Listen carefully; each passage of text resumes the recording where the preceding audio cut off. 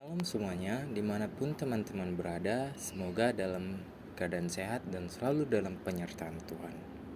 Hari ini, saya akan menjelaskan bagaimana Gereja Kristen Luther Indonesia atau sering dikenal GKLI berdiri menjadi tempat di mana banyak orang diberkati dan menjadi percaya dan beroleh hikmat dari Tuhan.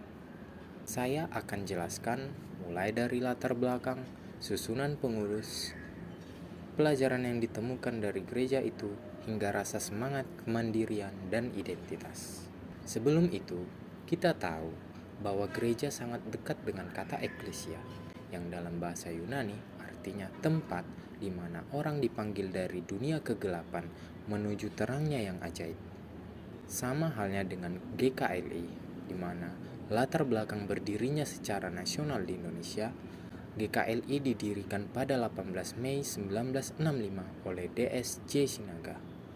Awalnya, gereja ini bernama Huria Kristen Batak Protestan Luther atau sering kita kenal HKBPL dan memisahkan diri dari Huria Kristen Batak Protestan atau HKBP. Pelayanan GKLI pertama kali dimulai di Tapanuli Utara, Sumatera Utara, kemudian meluas ke berbagai daerah di Indonesia, seperti Medan, Pematang Siantar, Dairi, Riau, Jambi, hingga ke Jakarta. Perpecahan ini umumnya dilatar belakangi oleh perbedaan pandangan atau dinamika internal yang terjadi dalam tubuh HKBP pada saat itu, yang kemudian mendorong terbentuknya wadah gereja baru yang menganut ajaran Lutheran dengan corak tersendiri. Untuk susunan pengurus lengkap gereja pusat, periode aktif berdasarkan informasi terbaru dari pimpinan GKLI untuk periode 2021 sampai 2026 adalah sebagai berikut. Ada Bishop Pendeta John Albert Saragi, ada Sekretaris Jenderal yaitu Pendeta Lamris Malau. Struktur kepemimpinan GKLI secara umum dipimpin oleh badan pengurus yang terdiri dari bishop atau sering dikenal sebagai ketua gereja dan sekretaris jenderal, dan beberapa anggota majelis pusat. Anggota majelis pusat diangkat oleh Sinode Agung dalam rapat gereja untuk masa jabatan 5 tahun. Pendeta yang menginspirasi. Pendeta yang menginspirasi dari gereja itu adalah DS Jethro Sinaga, yang dianggap sebagai sosok yang sangat inspiratif. Beliau adalah pendiri GKLI dari awal tahun 1965 dan menjabat sebagai Eporus atau Bishop pertama selama periode ini. Periode yang sangat panjang dari tahun 1965 hingga 2005.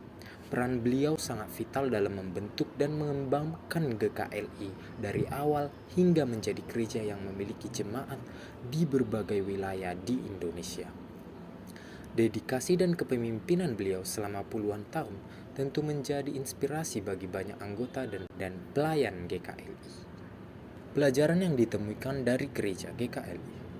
Pelajaran yang ditemukan dari gereja itu beberapa pelajaran yang dapat kita lihat dan kita temukan dari GKLI adalah 1. Semangat kemandirian dan identitas. Berdirinya GKLI sebagai pemisahan dari HKBP menunjukkan adanya semangat untuk membentuk identitas gerejawi yang mandiri, meskipun tetap berlandaskan ajaran Lutheran. Ini mencerminkan dinamika perkembangan gereja Protestan di Indonesia yang kaya akan ragam denominasi. 2. Keteguhan dalam iman Lutheran. Meskipun berdiri sebagai entitas baru, GKLI tetap setia pada doktrin dasar Lutheranisme yang menekankan sola scriptura, hanya Alkitab, sola fide, hanya iman, dan sola gratia, hanya anugerah, sebagai jalan keselamatan. Ini menunjukkan komitmen mereka terhadap warisan reformasi Protestan. Peran pemimpin dalam pengembangan gereja. Perjalanan panjang DS Jethro Sinaga sebagai pendiri dan pemimpin GKLI selama puluhan tahun menyoroti betapa pentingnya peran seorang pemimpin visioner dan berdedikasi dalam membangun dan mengembangkan suatu organisasi gerejawi dari nol hingga menjadi jemaat yang tersebar luas. 3. Adaptasi dan penyebaran Injil. GKLI memulai pelayanannya dari Tapanuli Utara dan berhasil menyebar ke berbagai provinsi lain di Indonesia. Hal ini menunjukkan kemampuan gereja untuk beradaptasi dan menyebarkan kabar baik ke wilayah-wilayah yang luas, menjangkau jemaat di luar daerah asalnya. Pentingnya Sinode Agung. Adanya Sinode Agung sebagai kekuasaan tertinggi dalam GKLI menunjukkan adanya sistem tata kelola gereja yang kolegial dan partisipatif, di mana keputusan penting diambil melalui musyawarah bersama antara pimpinan pusat dan utusan jemaat. Yang dapat saya sampaikan terkait Gereja Kristen Luther Indonesia, semoga dapat menginspirasi teman-teman semua. Karena peran gereja yang utama adalah memanggil orang dari dunia kegelapan menuju terangnya yang ajaib. Jadilah kita sebagai pelita untuk semua orang dan berdampak bagi banyak orang. Saya Anugrah mengucapkan terima kasih.